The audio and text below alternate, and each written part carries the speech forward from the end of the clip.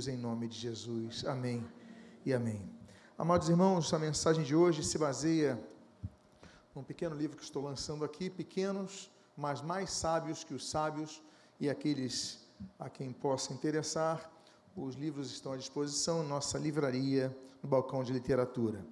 Convido a que você abra a sua Bíblia no livro dos Provérbios, dos sábios, e eu gostaria de ler provérbio do sábio chamado Agur, provérbio capítulo de número 30.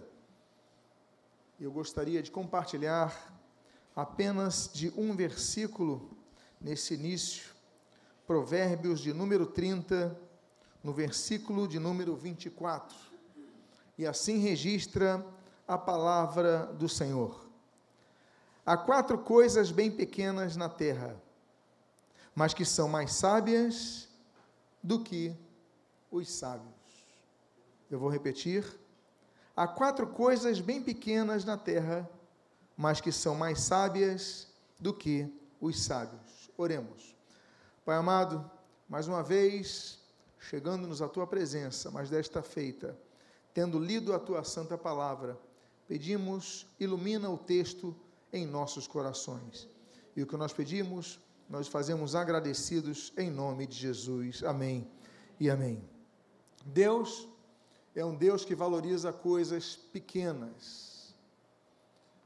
Para Deus não importa o tamanho das circunstâncias adversas, basta fé, algo tão pequeno, algo tão inobservado por muitos, algo tão muitas vezes guardado em nosso coração, mas isso é capaz de mudar todas as circunstâncias e mover todas as situações, porque Deus valoriza coisas pequenas.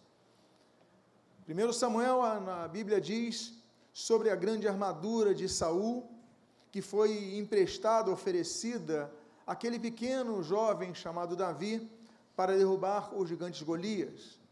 Mas para ele não importou a grande armadura, para ele importava simplesmente a sua atiradeira, a liberdade que ele tinha, mas a certeza que tinha de que aquilo podia derrubar o gigante. Porque para Deus não importa o tamanho das coisas. 1 Reis, nós lemos, por exemplo, que aquela mulher que passava por tantas situações, o profeta chegou na casa dela e ela tinha um punhado de farinha, tinha um pouco de azeite, tinha pouca coisa, mas aquela pouca coisa, para Deus, era muito para fazer o milagre, e o milagre foi feito naquela casa. Amados irmãos, a Bíblia diz sobre o nosso louvor, nós ficamos muito maravilhados com o louvor que nós ouvimos nesta manhã aqui. Maravilhados, fomos edificados, mas existe um louvor que a Bíblia chama de perfeito, e o perfeito louvor vem das crianças. Deus suscita a força das crianças, Salmo capítulo 8, ali extrai o perfeito louvor. Por quê? Porque não importa o tamanho das coisas, o que importa são as pequenas coisas. Por isso que Zacarias, no capítulo 4, a Bíblia diz, para não desprezarmos o quê? Os pequenos começos. Coisas pequenas podem se tornar grandes. Bastou, por exemplo, 5 pães, 2 peixinhos, Mateus capítulo 14, na primeira multiplicação, depois temos a segunda multiplicação, Mateus capítulo 15, e aí então, esses pequenos alimentos, eles foram oferecidos ao Senhor Jesus, que os multiplicou e alimentou multidões. Por quê? Porque para Deus não importa a quantidade. A Bíblia fala, inclusive, no próprio Mateus capítulo 17, sobre a fé do tamanho de um grão de mostarda. Para quem já pegou um grão de mostarda, eu já tive essa oportunidade de pegar um grão de mostarda e observar como aquilo é tão pequeno, mas como aquilo muda o sabor de uma comida totalmente. Por quê? Porque a fé do tamanho de um grão de mostarda pode mover situações muito grandes em nossa vida, mas ela tem que ser crescente. Então, nós devemos entender que Deus valoriza pequenas coisas, e o texto que nós lemos fala sobre isso. O Senhor Jesus, ele quando nasce, Miqueias capítulo 5, nós podemos ler o texto aí na tela, que diz: você, Belém Efrata, que é pequena demais para figurar como grupo de milhares de Judá. De você me sairá aquele que há de reinar em Israel, e cujas origens são desde os tempos antigos, desde os dias da eternidade. Nesse texto que mais uma vez fala a respeito do Messias, a respeito da divindade de Jesus, os tempos da eternidade, Jesus sempre existiu, mas o que eu quero me ater é da pequena cidade. Jesus não nasceu na grande Jerusalém, Jesus não nasceu na imponente Roma, Jesus não nasceu na cosmopolita Alexandria, Jesus nasceu numa pequena vila, mas não importa onde ele nasceu, o que importa foi quem nasceu ali. Não importam as circunstâncias ao nosso redor, o que importa é que nós temos a essência do que está ali. A Bíblia diz em 1 Coríntios no capítulo número 1, no versículo 27 a 28, porque Deus escolheu as coisas loucas do mundo para envergonhar os sábios, e escolheu as coisas fracas do mundo para envergonhar as fortes. E Deus escolheu as coisas humildes do mundo, e as desprezadas, e aquelas que não são, para reduzir a nada as que são. Deus escolheu pessoas, Deus escolheu você, cada um de nós, mesmo diante das nossas limitações, mesmo diante de nossas formações, mesmo diante de desvantagens que nós temos tido na nossa formação como pessoas, não importa. O que importa é quando Deus escolhe, porque quando Deus escolhe, Ele capacita, Ele supre, Ele usa, Ele enche a pessoa, e Ele faz com que essa pessoa mude situações. Bastou uma conversão, um homem chamado Saulo, bastou aquela conversão daquele homem, para que o Evangelho se estendesse, saísse de Jerusalém de fato, porque veja você, Jesus tinha chamado os seus discípulos, Jesus tinha composto o grupo de discípulos, e aí a ordem foi, fiquem em Jerusalém, até que vocês sejam revestidos do alto, Atos capítulo 1, e depois vocês vão ser testemunhas em Jerusalém, Judeia, Samarins e confins da terra, mas demorou a saírem, o Evangelho demorou a se espalhar, ficaram ali circunscritos por causa de tantas situações, aí Deus chama Paulo, o Saulo, e ele então se converte, ele se prepara, ele vai, e ele muda todo o contexto de evangelização mundial. Através de Saulo, a Ásia Menor é alcançada, através de Saulo, o evangelho entra na Europa, da Europa se espalha para o mundo, da Ásia Menor se espalha para o Oriente, e da Europa se espalha para o Ocidente. Uma conversão, uma pessoa que Deus transformou, basta uma coisa para mudar todas as vidas. Eu quero falar então de pequenas coisas que muitas vezes nós nem observamos, mas onde há sabedoria, porque o texto que nós lemos disse que há coisas que são pequenas, mas são mais sábias que os sábios. Quais são as pessoas sábias que você conhece? Talvez grandes oradores, pregadores, talvez políticos, talvez empresários, talvez pessoas da grande mídia, não importa, mas nós queremos nessa manhã refletir a respeito de grandes sábios, 4 grandes sábios que estão ao nosso redor. Então quero falar sobre 4 animais pequenos, que são mais sábios do que todos os sábios que você conhece. E o primeiro desses animais são as formigas. A Bíblia diz em Provérbios, nesse mesmo provérbio de Agur, no capítulo 30, no versículo 24 a 25, há 4 coisas bem pequenas na terra, mas que são mais sábias do que os sábios. 2 pontos. As formigas, povo sem força, mas que no verão prepara a sua comida. Eu quero extrair 3 grandes ensinamentos que nós podemos aprender com as formigas. Primeiro ensinamento: apesar de serem leves, elas conseguem forças para carregar grandes pesos. Se eu perguntasse qual o seu peso, naturalmente haveria uma variação de perspectivas aqui, de comprovações. Alguns têm 70 quilos, outros têm 80, outros têm 90, outros podem chegar a 100, enfim, não importa. Mas qual é o máximo de peso que você consegue carregar? As formigas, se elas tivessem 100 quilos, quantos quilos elas conseguiriam carregar. As formigas, elas são tão fortes, não são tão fortes comparando com a força humana, mas elas são tão fortes que elas são capazes de erguer 100 vezes mais o peso delas. Claro, a estrutura do exoesqueleto que elas têm, mas isso demonstra a força. Quando nós vemos uma pequena formiga carregando uma folha muito maior que ela, ou alimentos, ou algumas coisas, nós vemos que força até 100 vezes mais do peso dela. E aí nós começamos a aprender com as formigas sobre o fato de que nós temos uma grande força em nós, que muitas vezes não conhecemos. E a grande força que nós temos é a força da graça de Deus.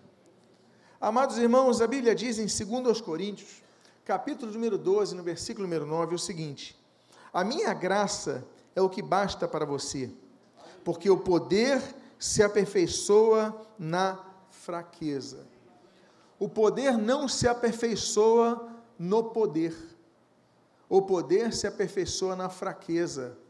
Quando nós reconhecemos que precisamos de Deus, quando nós reconhecemos que não temos mais força alguma e depositamos essa situação diante de Deus, falando: Deus, eu não tenho mais capacidade para lidar com essa angústia.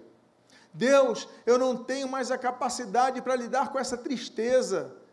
Como nós ouvimos no testemunho há pouco, Deus, eu não tenho mais a capacidade de lidar com esse medo.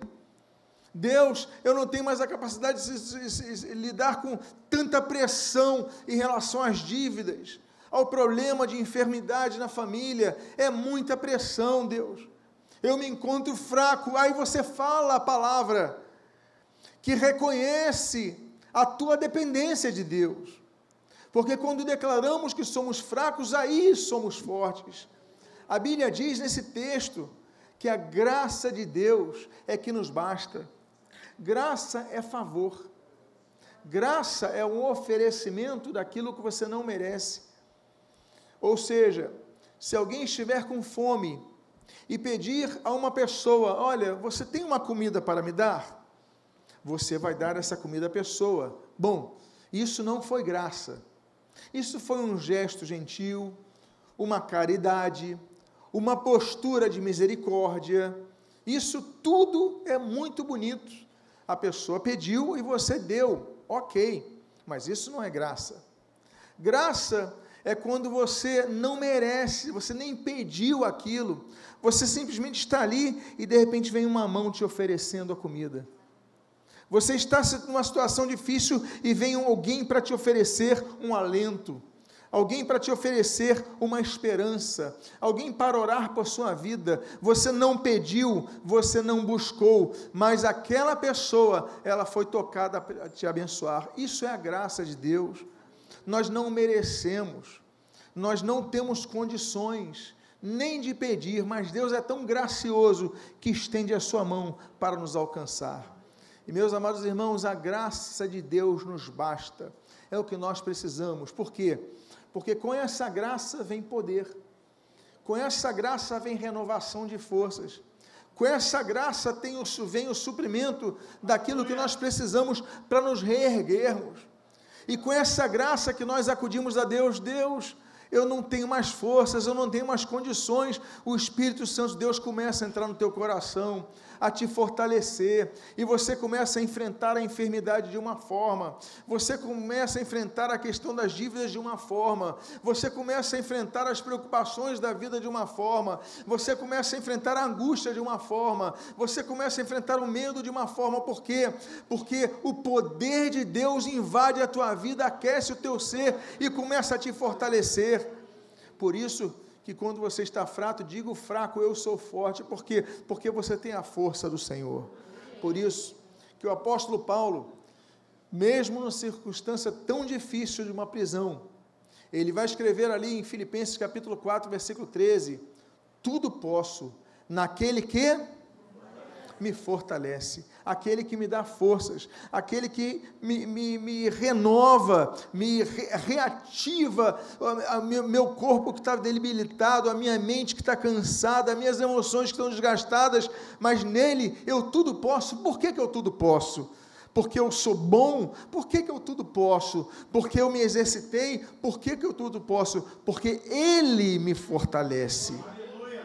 Nós aprendemos com as formigas, então, que não tem dificuldades, ela pega aquela folha, e se ela precisa, ela usa a sua força e ela vai, mas nós temos uma força muito maior.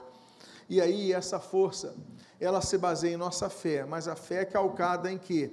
Num sentimento volátil? Não, é calcada na firmeza da palavra de Deus. A Bíblia diz em 1 João, capítulo 2, versículo 14, eu acho muito lindo esse texto, porque ela associa o que trata antes da fé, ela vai fazer um link, uma ligação com a palavra de Deus. Ela fala aos jovens, e ela diz: jovens, eu vos escrevi porque sois fortes, e a palavra de Deus permanece em vós, e tendes vencido o maligno. Olha, tendes vencido o maligno, vocês têm vencido o maligno atualmente, mas por quê? Aí vem o texto, vocês são fortes, mas por que são fortes? Porque a palavra de Deus permanece em vocês.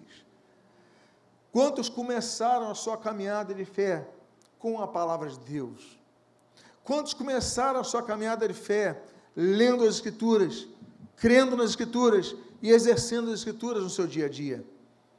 Quantos fizeram isso e hoje não fazem mais? Não vão ouvir a palavra de Deus? Se esquecem que a fé é renovada pelo ouvir a pregação, porque a fé vem pelo ouvir, Romanos 10 fala sobre isso, e ouvir vem pela pregação da palavra de Cristo. Nós devemos, então, nos firmar na palavra de Deus. Nós devemos buscar a palavra de Deus, como nós estamos fazendo agora, ouvindo a pregação da palavra de Deus, ouvindo o texto bíblico sendo explanado. Por isso que a Bíblia, olha, vocês são fortes. Por quê? Porque a palavra de Deus permanece em vós. Porque a palavra de Deus está em você, mas permanece em vocês. Por isso vocês são fortes. Jovens têm vigor, jovens têm força, jovens têm energia, mas o texto está dizendo: não, mas não é por causa disso, jovens, que vocês são fortes, mas é por causa da palavra de Deus que permanece em vocês. Então, as formigas, elas têm uma capacidade, uma percepção de que, olha, essa folha é muito grande, esse alimento é muito pesado, mas eu vou conseguir. Nós aprendemos com elas que nós temos uma força muito maior, que é a presença do Espírito Santo em nós, para carregarmos muitas vezes pesos que nós antes não carregaríamos, e enfrentar situações que antes nós não enfrentaríamos. Meus amados, quantos estão acamados por causa de situações que estão diante de seus olhos, e que eles falam: não vou conseguir, e aí então já desistiram, e estão na cama, quando muitos que não se suicidaram por causa disso. Já pensou nisso? Já pensou que quantas vezes Deus te livrou de situações de desistências, porque você orou a Ele, e Ele renovou as suas forças? Nós temos que ser gratos a Deus. Tem uma segunda lição que nós aprendemos com as formigas. Essas formigas que nós nem notamos, nós nem reparamos, estão ao nosso redor. As formigas nos ensinam a fazermos planejamentos para os tempos futuros. Veja o que diz o texto que segue. No verão, versículo 25, prepara a sua comida. As formigas, elas aproveitam o verão para prepararem a sua comida. Você pode não perceber, mas as formigas são muito inteligentes. Quantos aqui nunca ouviram aquela parábola sobre a cigarra e a formiga? Quantos nunca pararam para refletir sobre a inteligência das formigas? Porque vem o inverno, elas não saem da terra, elas ficam naquela terra que está aquecida, guardada. Mas como elas vão sobreviver se não forem em busca de alimentos? Por quê? Porque elas foram previdentes. Elas buscaram o alimento no verão, na primavera, no outono, porque quando o inverno vem de maneira tão rigorosa, com as suas geadas, com a sua neve, em tantas circunstâncias, elas estão aquecidas, guardadas e têm alimento para si. Devemos aprender com as formigas em relação a essa grande verdade.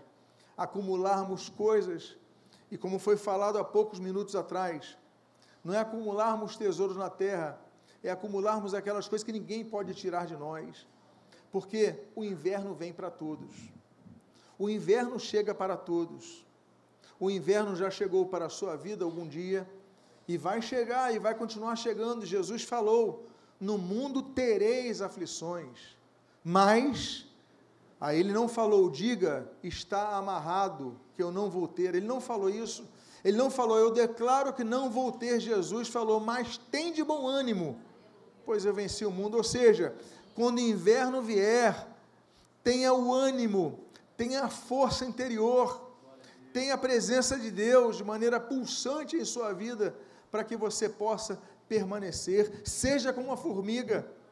Porque, meus amados irmãos, quantas vezes, nos momentos mais difíceis, nós estamos aqui no meio da congregação, cantamos louvores que nos abençoaram, cumprimentamos os irmãos de maneira a declarar palavras de bênção, quantas coisas boas já aconteceram aqui, mas existem os invernos que nós estamos sozinhos.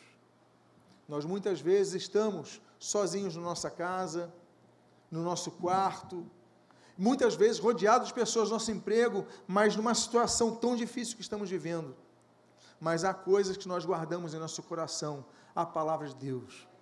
A palavra de Deus diz, a própria palavra, no Salmo de número 119, versículo 11, guardo as tuas palavras no meu coração, para não pecar contra ti. Nós guardamos a palavra, por isso nós somos fortes, porque a presença do Espírito Santo nos faz lembrar cada uma destas palavras. Uma terceira aprendizado que nós temos a observar com as formigas, que são mais sábias do que os sábios, de acordo com Agur, é que elas vencem a preguiça. O texto de um outro proverbista mais conhecido, chamado Salomão, ele vai dizer no Provérbios número 6, no versículo 6, vai ter com a formiga, ó preguiçoso, considera os seus caminhos e ser sábio. Vai olhar as formigas, preguiçoso. O preguiçoso, ele fica esperando as coisas acontecerem para ele. Ele se acomoda, ele não quer ter esforço, mas a Bíblia diz o seguinte, olha, você que está vivendo uma situação de preguiça, olha para as formigas. É interessante notar que a Bíblia não diz, olha para Deus. A Bíblia diz, olha para as formigas. A Bíblia não fala, olha para os pregadores. A Bíblia diz, olha para a formiga. A Bíblia não fala, vá nos textos das Escrituras Sagradas. A Bíblia fala, olha para as formigas. E diz o texto, considera os seus caminhos e seja sábio, e aprenda com elas, porque há sabedoria nas formigas. Então, nós aprendemos a respeito disso. Por quê? Porque tem muitas bênçãos que nós não conquistamos. Por quê? Porque nós não olhamos para as formigas. Veja o que diz o texto de Josué, capítulo 18, no versículo número 3. Há uma pergunta que é feita de maneira retórica. Até quando vocês terão preguiça de entrar e tomar posse da terra que o Senhor, o Deus de seus pais, deu a vocês? Deus deu a terra, mas Deus não tirou os inimigos da terra. Deus deu a promessa, mas entre o A e o Z existem outras letras. Entre o A e o Z existe um caminho. Entre o Egito e a terra prometida existe ali a península do Sinai, existem os desertos. Não só o deserto de Sinai, o deserto de Sim, o deserto de Zin, o deserto de Zur, o deserto de Abarim, o deserto de Arnon, tantos desertos Israel teve que passar para alcançar a terra prometida. Mas o fato é que Deus está falando através do seu servo o seguinte, olha, até quando vocês vão ter preguiça?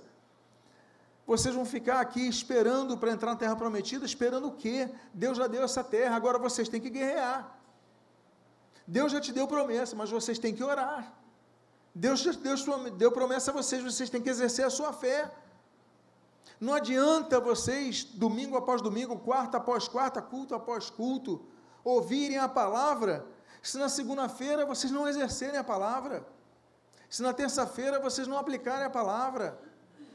Então nós devemos andar de fé em fé, não de letra em letra, mas de fé em fé, na letra, na aplicação da letra, como diz Tiago, capítulo 1, não apenas ouvintes, mas que sejamos praticantes da palavra, porque todos aqui, se nós contássemos, Todos aqui somos ouvintes. Nesse momento somos ouvintes.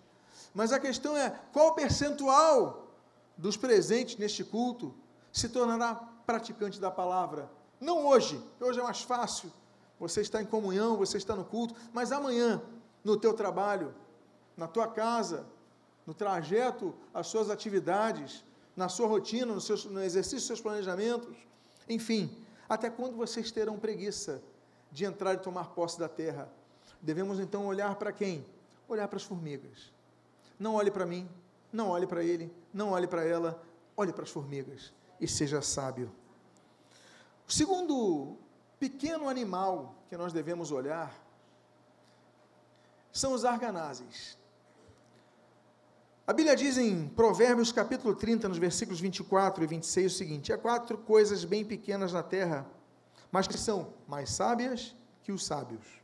Os arganazes, povo que não é poderoso, mas que faz a sua casa nas rochas. Eu não sei, mas eu coloquei essa imagem dos arganazes para você ter uma ideia, porque não é um animal que tem aqui no Brasil, comumente aqui no Brasil. Isso daí tem mais na Europa, no Oriente Médio. É uma espécie de um ratinho que tem uma cauda bem peludinha e habita no cume das montanhas. Ele fica nas frestas das montanhas, ele mora nas regiões mais altas. Bom, esses são os arganazes. O que eles nos ensinam? Os arganazes nos ensinam sobre estabilidade e a manutenção de tudo aquilo que nós construímos ao longo de nossa vida. Quando a Bíblia fala que eles habitam nas fendas das rochas, não tem como nos lembrarmos, não tem como não apontarmos a nossa mente Mateus capítulo 7, quando no final do Sermão do Monte, o Senhor Jesus ensina, nos versículos 24 e 25, o seguinte: todo aquele, pois, que ouve estas minhas palavras e as pratica, será comparado a um homem prudente, que construiu a sua casa sobre a rocha. Caiu a chuva, transbordaram os rios, sopraram os ventos, e bateram com força contra aquela casa, e ela não desabou, porque tinha sido construída sobre a rocha. O Senhor Jesus não disse mais uma vez que quem constrói a casa na rocha não vai ter vendaval. O Senhor não disse que quem constrói a casa na rocha não vai vir tempestade. Não é porque você serve a Jesus que você não vai ter tempestade na tua vida. Não é porque você serve a Jesus, porque você está no culto, você tem sido zeloso com o Senhor, que você não vai ter rios transbordando na tua vida. Não é, Jesus fala aqui claramente que não, que os rios vão transbordar, que os ventos vão soprar, que as chuvas vão cair, mas o que ele diz é que a casa não vai desabar. Por quê? Porque ela foi construída sobre a rocha. Nós aprendemos com esses arganazes que nós devemos procurar habitar na rocha. Nós devemos construir tudo em nossa vida sobre a rocha. A nossa família, lutarmos para firmarmos ela sobre a rocha. As nossas perspectivas profissionais, nós não nos corrompermos, mas mantermos a nossa fé sobre a rocha. O meio acadêmico, onde há tanto trabalho contrário à fé, em nome de uma racionalidade infantil e meramente vaidosa, mas que não tem conhecimento da profundidade do Evangelho, ela muitas vezes desaba, mas quando nós estamos sobre a rocha, nós permanecemos firmes. E aí, o que é que o diabo faz? Ele visa destruir tudo que nós construímos sobre a rocha. Tudo. Veja o que diz o Senhor Jesus em João capítulo 10, versículo 10. O ladrão vem somente para roubar, matar e o que mais? Destruir. Eu vim para que tenham vida e tenham abundância. É claro que roubar é algo muito grave, matar é a maior de todas as gravidades, mas eu quero me ater ao destruir. Por quê? Porque só se destrói aquilo que foi construído. Só se destrói aquilo que foi edificado, que você teve trabalho para fazer. Então você construiu a tua vida Você construiu a tua família e vem o diabo querer destruir a tua família. Ele quer destruir o teu casamento. Ele quer destruir os teus filhos. A tua profissão que você construiu, ele quer destruir as tuas perspectivas profissionais. Ele quer destruir tudo que você construiu.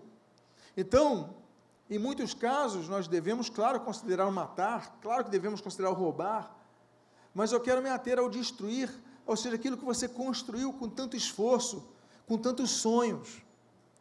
Eu sou uma pessoa que, quando passo por muitos lugares, eu vejo algumas lojas fechadas, eu fico triste, porque o que eu vejo? Sonhos destruídos. A pessoa, uma placa, um letreiro bonito assim, alugo, ou vendo, eu falo, poxa, essa pessoa quando botou o letreiro, ela estava sonhando, e agora está triste. Sonhos destruídos. Será que nós temos pessoas aqui que têm sonhos destruídos? Será que o diabo tem conseguido destruir a tua vida, em muitas das áreas de sua vida, daquilo que você construiu? Qual o segredo? Podíamos falar, pregar, começar uma pregação a partir daqui, não vamos fazer isso.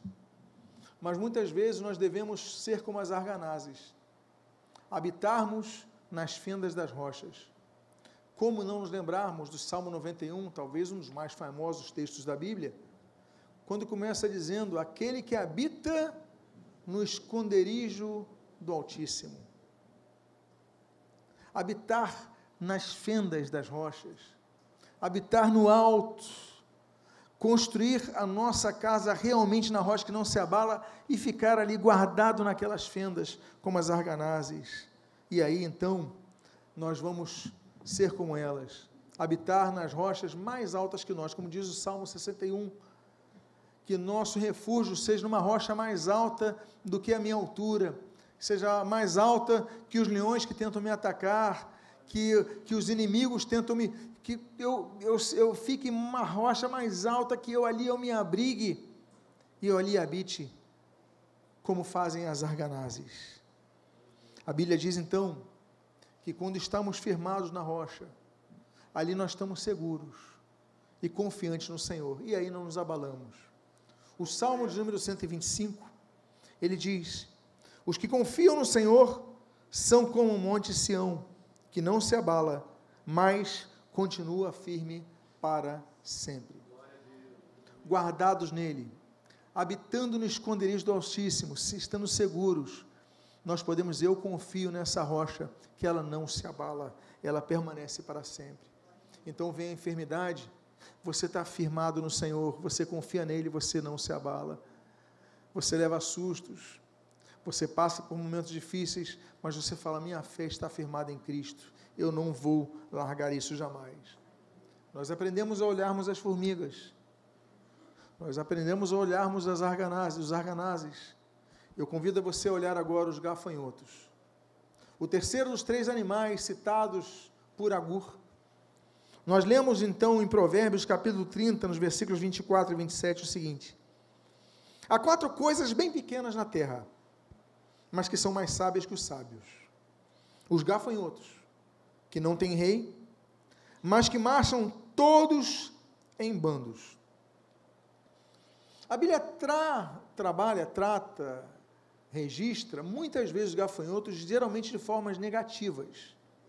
Negativas, sejam pelas pragas dos gafanhotos no Egito, sejam pelas pragas dos gafanhotos nas lavouras, nos campos de Israel, seja em infestações, seja a aplicação de juízos de Deus, como os gafanhotos. Bom, mas nós temos aspectos positivos, mas realmente os gafanhotos são terríveis. Amados irmãos, vocês sabiam? O gafanhoto ele tem 3 centímetros. Numa média, existem vários tipos de gafanhotos, mas 3 centímetros é a média do tamanho do gafanhoto. Ou seja, chega um gafanhoto, você pode se livrar dele, dando um tapa, jogando para longe, pronto. Se vierem 2, você também dá conta. Agora, se vierem 100, num só quilômetro quadrado, em 1 quilômetro quadrado, 1 quilômetro quadrado, que não é tanto, para nós que circulamos de carro, seria 3 minutos de carro, uma velocidade simples. E 1 quilômetro quadrado é capaz de existir uma nuvem com 40 milhões de gafanhotos. 40 milhões de gafanhotos. Então, quando essas nuvens, 1 quilômetro quadrado, quando você fala das pragas dos gafanhotos, que devastam as plantações, a gente fala de nuvens que vão de 10 a 30 quilômetros de gafanhotos. Faça as contas. Então, se uma pessoa que trabalha no campo, está na lavoura, vê um gafanhoto, afasta, vê alguns gafanhotos chegando na sua plantação, o que ele faz? Ele borrifa o agrotóxico ali e mata os gafanhotos.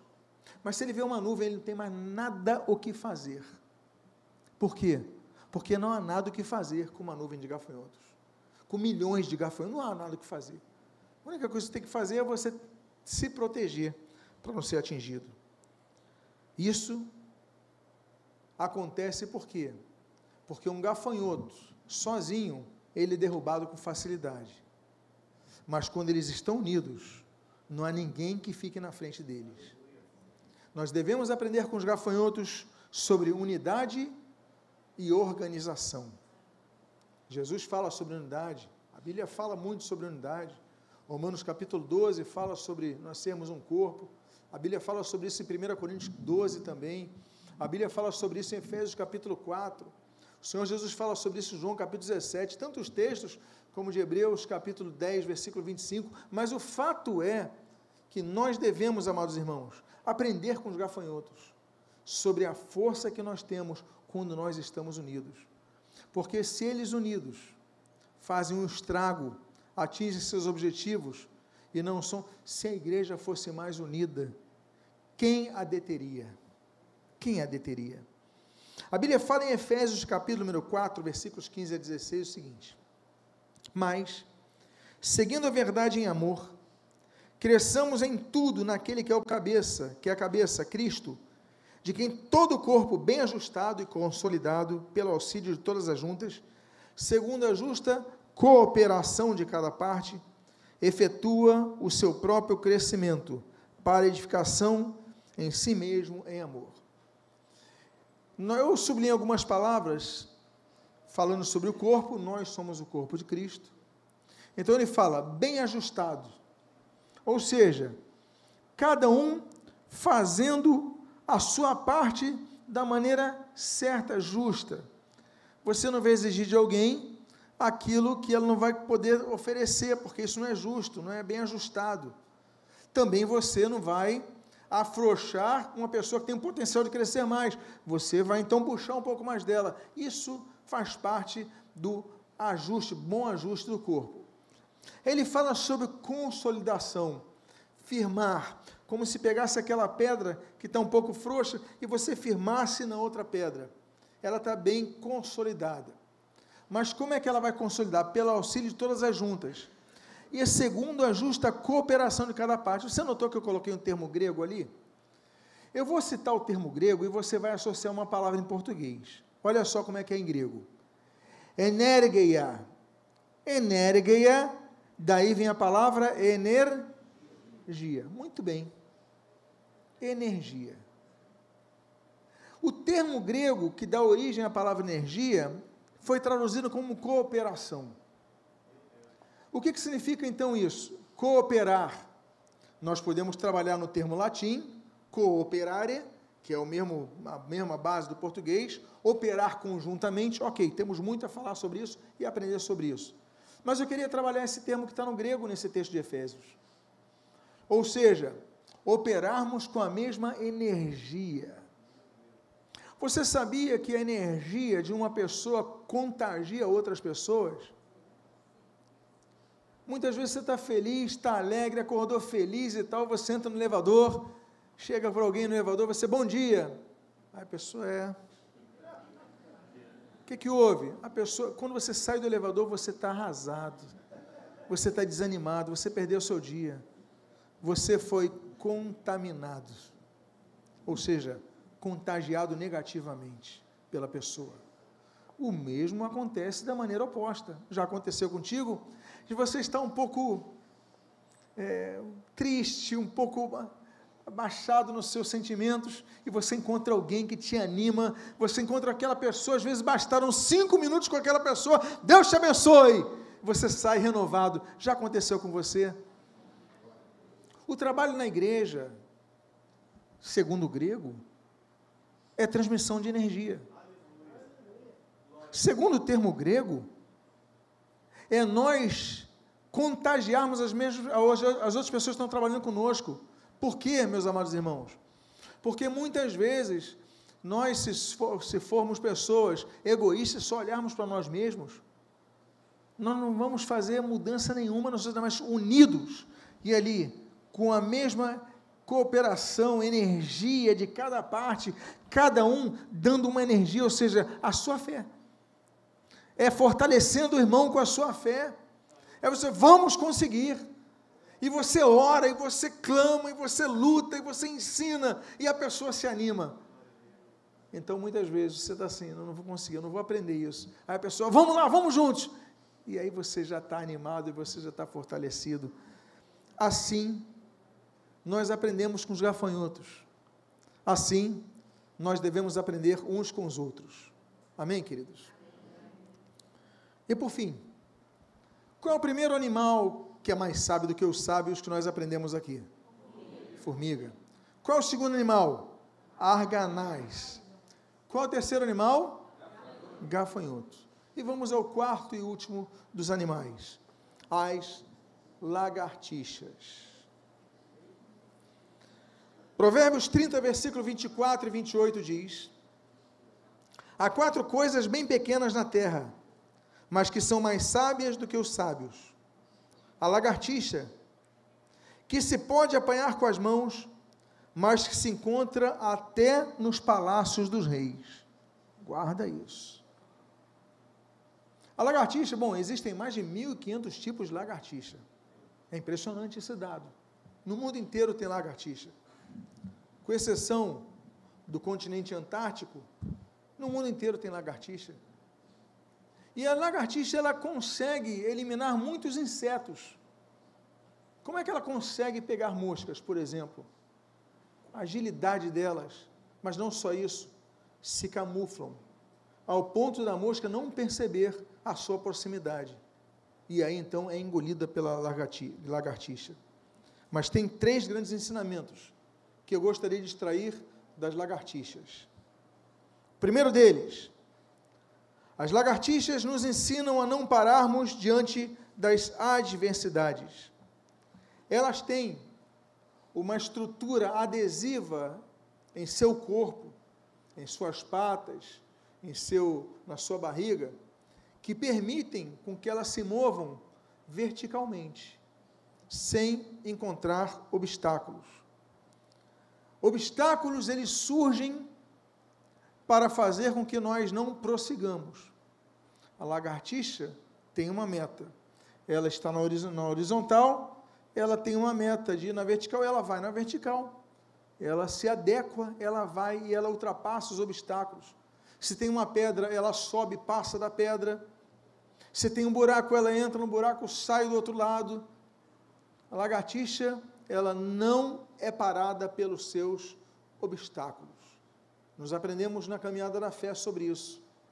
Quantos de nós temos obstáculos para exercermos a nossa fé? Às vezes o obstáculo é seu marido incrédulo. Às vezes o obstáculo são seus pais que não te apoiam. Às vezes o obstáculo, pessoas da própria igreja que não têm fé, mas estão na igreja. Há um homem, e eu ouvi uma pregação que muito me falou há pouco tempo sobre esse homem, sobre tanto que eu ouvi pregar, Zaqueu. Lucas capítulo 19, nós lemos do versículo 1 ao 3 o seguinte: entrando em Jericó, Jesus atravessava a cidade. Eis que um homem rico, chamado Zaqueu, chefe dos publicanos, procurava ver quem era Jesus, mas não podia, por causa da multidão, por ser ele de pequena estatura. Eu vou repetir: procurava ver Jesus, mas não o quê? Podia. Ele não podia ver Jesus. Ele procurava, mas não podia, por quê? O texto diz: por causa da multidão. Por ele ser de pequena estatura, Então, correndo adiante, subiu num sicômoro a fim de ver Jesus, porque ele havia de passar por ali. Zaqueu e as lagartixas. Qual é a relação dos dois? A relação dos dois é que eles olham e têm obstáculos, mas eles não param por causa dos obstáculos. Quais são os obstáculos que têm paralisado o seu crescimento espiritual, a sua trajetória profissional, os seus objetivos familiares? Quais são os obstáculos que você tem enfrentado? Devemos aprender com as lagartixas, em primeiro lugar, que existem obstáculos, mas nós vamos ultrapassá-los, nem que tenhamos que subir num sicômoro para alcançar o nosso objetivo, nem que tenhamos que nos esforçar para alcançar nossos objetivos. Segundo ensinamento que nós aprendemos com as sábias lagartixas, é que elas nos ensinam a interceder por nossa terra. Uau! Como assim? As lagartixas nos ensinarem a interceder por nossa terra? O texto que nós lemos mostra que as lagartixas, elas se encontram em todas as partes, até no palácio dos reis. Não é isso que nós lemos no livro dos Provérbios? Como é que elas entram nos palácios, que são os locais mais fortificados, guardados, bem montados, luxuosos, requintados, cuidados? Elas entram através das brechas. Brechas que ninguém percebe que existem. São situações, rachaduras mínimas, e elas veem uma possibilidade e vão entrando, daqui a pouco estão dentro dos palácios. E o que as brechas nos ensinam? Aquilo que o profeta Ezequiel fala, no capítulo 22, versículo 30, quando Deus registra: procurei entre eles um homem que reconstruísse a muralha, e se colocasse onde? Na brecha, diante de mim, a favor desta terra, para que eu não a destruísse, mas não encontrei ninguém. A Bíblia diz que Deus está procurando 3 tipos de pessoas. Ele não procura o mais letrado, ele não procura o mais comunicativo, ele não procura o mais habilidoso. A Bíblia só menciona 3 vezes que Deus está procurando pessoas. O primeiro delas, a Bíblia fala no Salmo 101, que Deus procura os fiéis da terra. A segunda menção está em João capítulo 4, quando Deus procura, o Senhor Jesus fala que Deus procura os verdadeiros adoradores que o adoram em espírito e verdade. E o terceiro tipo está aqui. Deus está procurando pessoas para se colocar na brecha diante dele em favor da terra deles. Aleluia. Ou seja, as muralhas, se você não fechar a brecha, tampar as brechas, daqui a pouco elas vão crescendo e daqui a pouco as pedras vão ruir e desaba aquela muralha. Elas vão ser destruídas. Quando você vê uma brecha, quando você vê algo que precisa ser reparado, Deus está falando: eu estou procurando alguém para reconstruir a muralha e se colocar na brecha, senão ela vai desabar. Alguém para se colocar em oração por aquele assunto, em favor dessa terra. São as pessoas que oram por aquilo que sabem que precisa ser completado. Jesus, ele fala, Evangelho de Mateus, capítulo número 9, para nós rogarmos ao Senhor da seara que envie trabalhadores para a sua seara, porque estava faltando trabalhadores. O que está faltando na nossa igreja? Ore por isso. O que está faltando na sua família? Se coloque naquela brecha e ore em favor da tua terra. O que está faltando no teu trabalho? Se coloque na brecha e ore em favor daquela terra. Então, meus amados, nós devemos aprender com as lagartixas a nos colocarmos na brecha para intercedermos em favor daquilo que precisa ser restaurado, completado, melhor dizendo. Terceiro ponto que nós aprendemos com a lagartixa, que é o último desses pontos, é sobre sermos mais ousados, mais corajosos. Nós lemos lá em Gênesis 39 a coragem que José teve. Nós lemos em 2 Samuel, capítulo 12, a coragem que Natã teve. Nós lemos em Daniel, capítulo 3, qual a coragem de Sadraque, Mesaque e Abednego, os três tiveram. Nós lemos em Daniel, capítulo 6, a coragem que Daniel teve. Nós temos tantos exemplos de pessoas corajosas e ousadas. Mas eu quero citar o homem que Deus precisou falar 4 vezes para ter coragem. 4 vezes. Meus amados irmãos, se Deus fala uma vez, é para a gente... É Josué, líder do povo de Israel. Deus vai falar para ele ter coragem. No capítulo 1, versículo 6, versículo 7, versículo 9, versículo 18, 4 vezes. Vamos ler 2 delas aqui. Josué capítulo 1, versículo 6 e 7. Seja forte e corajoso, porque você fará este povo herdar a terra que sob juramento prometi dar aos pais deles. Então somente seja forte e muito corajoso, para que você tenha o cuidado de fazer segundo toda a lei que o meu servo Moisés lhe ordenou. Não se desvie dela, nem para a direita, nem para a esquerda, para que seja bem sucedido por onde você andar. Se Deus manda a pessoa ter coragem, é porque ela vai enfrentar algo que vai dar medo. Senão Deus não falaria para ter coragem. Se Deus manda Josué ter coragem 4 vezes, é porque ele tinha que enfrentar, e a primeira vez que você leu, ele falou, ó, você tenha coragem. Na segunda vez ele falou, seja muito corajoso. Por quê? Porque situações vão surgir que exigem de nós coragem.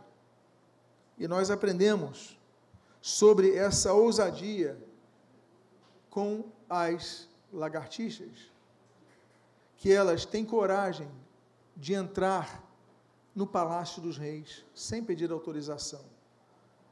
Elas têm coragem de, com que elas têm, elas entrarem onde elas quiserem. Meus amados, nós temos que ter mais essa coragem, em nossas orações, no exercício de nossa fé, coragem. Eu concluo. Eu falei sobre 4 animais, você pode me ajudar a lembrar sobre eles? O primeiro é a formiga, o segundo é o arganaz, o terceiro, gafanhoto, o quarto, lagartixa. Bom, são 4 animais que nós não ouvimos, não falam conosco, nós tampouco falamos com eles.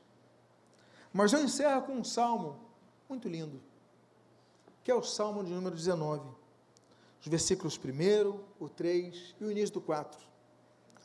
Quando fala sobre esses detalhes que Deus tem escrito na sua criação. Os céus proclamam a glória de Deus, e o firmamento anuncia as obras das suas mãos. Os céus proclamam, eles estão pregando a glória de Deus. O firmamento anuncia as obras de suas mãos. Versículo 3, não há linguagem, nem há palavras, e deles não se ouve som algum. No entanto, por toda a terra se faz ouvir a sua voz, e as suas palavras chegam até os confins do mundo. Sim, nós gostamos de pregadores, ouvirmos grandes pregações, mas vamos ouvir as pregações dos céus, vamos ouvir as pregações das formigas, dos arganazes, dos gafanhotos e também das lagartixas. Vamos ouvir porque eles estão pregando algo para cada um de nós. Pessoas que estão ao nosso lado estão pregando algo para cada um de nós, mesmo sem falar conosco. Nós devemos aprender com os detalhes assinados por Deus na sua natureza, para que sejamos edificados e fortalecidos. E nesse momento eu quero convidar a você a ficar de pé, porque é chegado o momento da oração.